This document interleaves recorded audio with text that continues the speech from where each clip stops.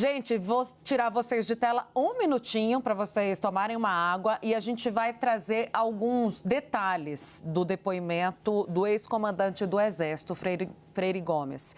Eu vou pedir para a gente jogar em tela, então, vamos já para a página 9, é isso que a gente tem para espelhar? Tá.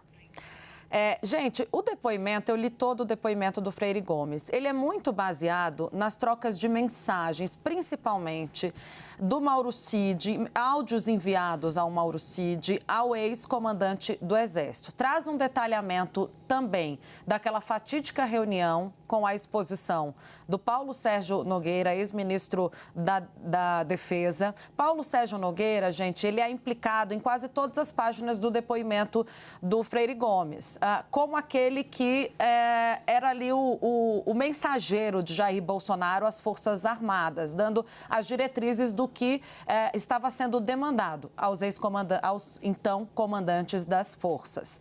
Quando eu falo da menção feita ao Paulo Sérgio na reunião, a gente trata daquela fala em que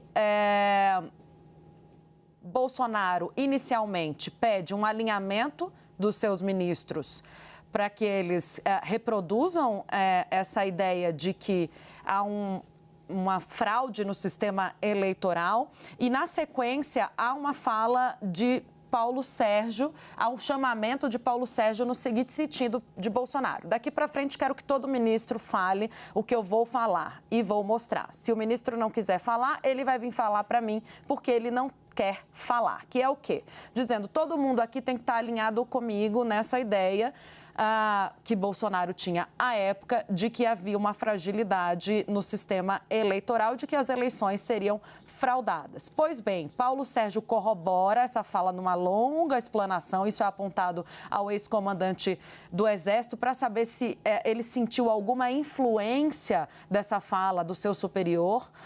Ele diz que entendeu que naquele momento, aquela explanação era aos ministros políticos do governo. Mais adiante, no seu depoimento, quando as mensagens de Mauro Cid começam a surgir, a gente vai percebendo que os recados estão sendo passados por Mauro Cid e lá em cima, numa das primeiras páginas, o ex-comandante diz que chegou até a alertar Mauro Cid de que o papel dele como ajudante de ordens era um papel estritamente institucional. Por quê? Porque a todo momento a gente vai vendo ao longo do depoimento, a Polícia Federal apresenta ao ex-comandante as mensagens de Mauro Cid com uma pressão indireta para aderência a essa ideia de golpe de Estado, inclusive com menção mais para frente às manifestações e à mobilização em frente ao QG do Exército aqui em Brasília.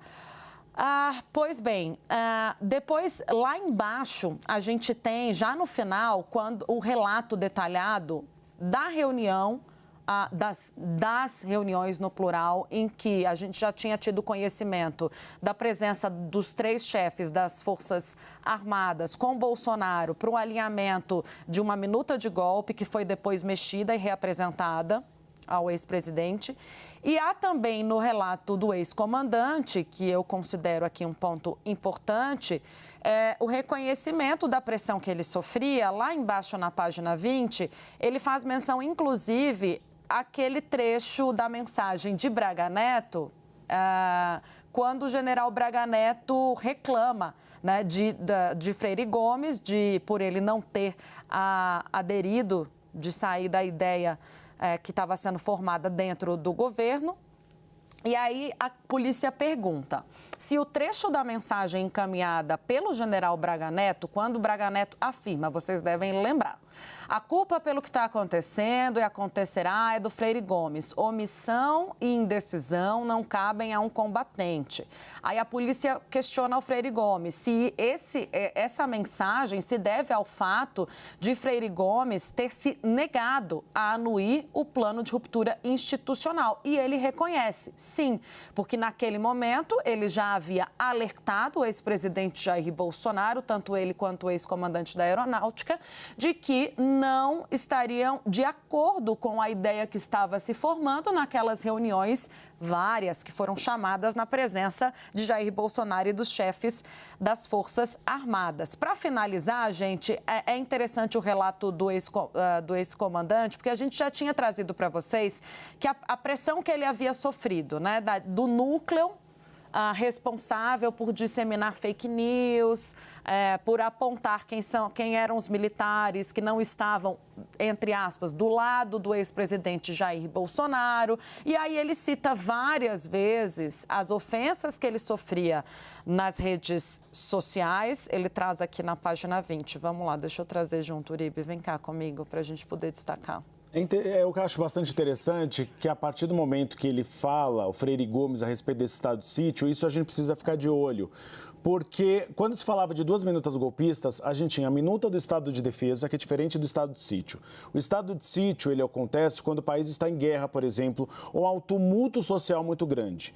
E aí você tem uma intervenção sem limitação geográfica. É diferente do estado de defesa. O que foi achado na casa de Anderson Torres era estado de defesa, que era algo mais focado na justiça eleitoral. Quando Jair Bolsonaro sugeriu estado de sítio, é algo mais amplo. É, na verdade, uma intervenção no país inteiro.